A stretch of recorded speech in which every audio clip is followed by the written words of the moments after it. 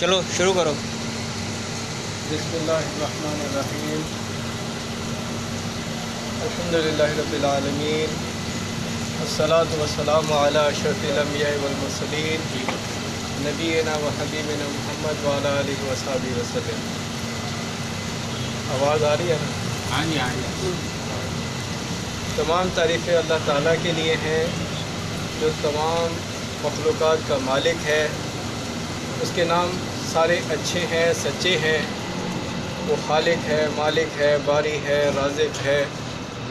اس کے علاوہ جو بھی کوئی نام ہے اس کائنات میں وہ اس کی مخلوق ہے۔ سبحان اللہ۔ اور بے شمار درود و سلام ہوں پیارے نبی صلی اللہ علیہ وسلم پر کہ جس کو اللہ تعالیٰ نے مبعوث کیا اور اپنی رضا کا محور ٹھہرایا کہ اللہ تعالیٰ کس چیز سے راضی ہوتا ہے، کس کے ذریعے پتہ لگا؟ پیارے نبی صلی اللہ علیہ وسلم کی سبحان اللہ وجہ سے ہمیں پتہ لگا کہ اللہ تعالیٰ ان باتوں سے راضی ہوتے ہیں، ان باتوں سے ناراض ہوتے ہیں۔ تو عقائد میں ہمارا سب سے بڑا عقیدہ پیارے نبی صلی اللہ علیہ وسلم کی باتوں پر من و ان اعتبار کرنا ہے، سبحان اللہ۔ اور خالی نام لینا نہیں، خالی لا الہ الا اللہ محمد رسول اللہ کہہ دینا کافی نہیں۔ پیارے نبی صلی اللہ علیہ وسلم کی عزت تکریم دل سے کرنا وہ ایمان کا تقاضا ہے۔ سبحان اللہ۔ اللہ تعالیٰ نے سورہ آل عمران میں فرمایا کنتم خیر امۃ اخرجت للناس تأمرون بالمعروف وتنہون عن المنکر وتؤمنون باللہ۔ سبحان اللہ۔ ٹھیک ہے، اللہ تعالیٰ نے ارشاد فرمایا کہ تم کون؟ آپ کا نام کیا؟ احمد سجاد۔ آپ کا؟ تم احمد سجاد اور یہ اور یوسف صاحب، تم خیر امتن، تم خیر امت ہو۔ ہمیں خطاب فرمایا گیا۔ یہ ان کا خطاب کسی صحابہ سے نہیں، سب سے ہے۔ ٹھیک ہے، احمد سے ہے، زاہد سے ہے، سب سے ہے۔ اللہ تعالیٰ فرما رہے ہیں تم خیر امتن، تم خیر امت ہو، اخرجت للناس، تم لوگوں کے لیے نکالے گئے ہو۔ کون نکالے گئے ہو؟ زاہد صاحب، احمد سجاد، یوسف صاحب، تم لوگوں کے لیے نکالے گئے ہو۔ تمہارا کام کیا ہے؟ یہ اللہ تعالیٰ نے ہمیں تمغے عنایت کیے ہیں، یہ ہمارے تمغے ہیں، ہمارے اسٹیٹس ہیں۔ ہم نے کلمہ پڑھا ہے تو ہمارا یہ اسٹیٹس ہے۔ ہمیں اپنی ذمہ داریوں کو سمجھنا چاہیے۔ ہم اپنی ذمہ داریوں کو نہیں سمجھیں گے تو ایسے ہی مر جائیں گے۔ ٹھیک ہے، تم خیر امت ہو، لوگوں کے لیے نکالے گئے ہو، اور تمہارا کام کیا ہے؟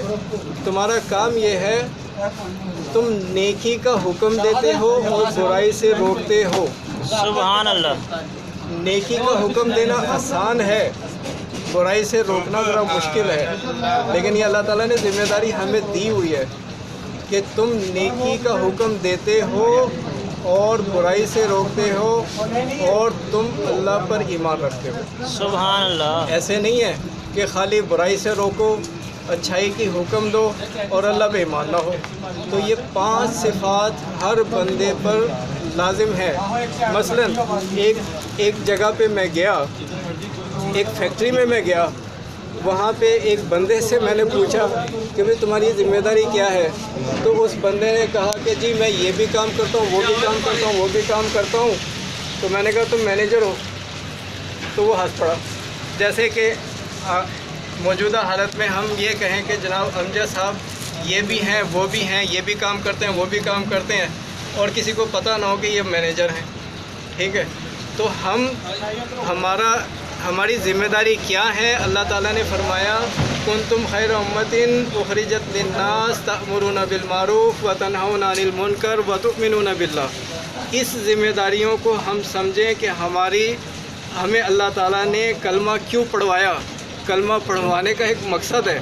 کلمہ نہ پڑھو، ٹھیک ہے، کافر مر جاؤ، کوئی مسئلہ نہیں، لیکن اگر تم ایمان لے کے آئے ہو تو 5 ذمہ داریاں تمہارے اوپر عائد ہیں کہ تم بھلائی کا دین آگے لوگوں تک پہنچاؤ، یہ خیر کی بات دوسروں تک پہنچاؤ، نیکی کا حکم دوسروں تک دو۔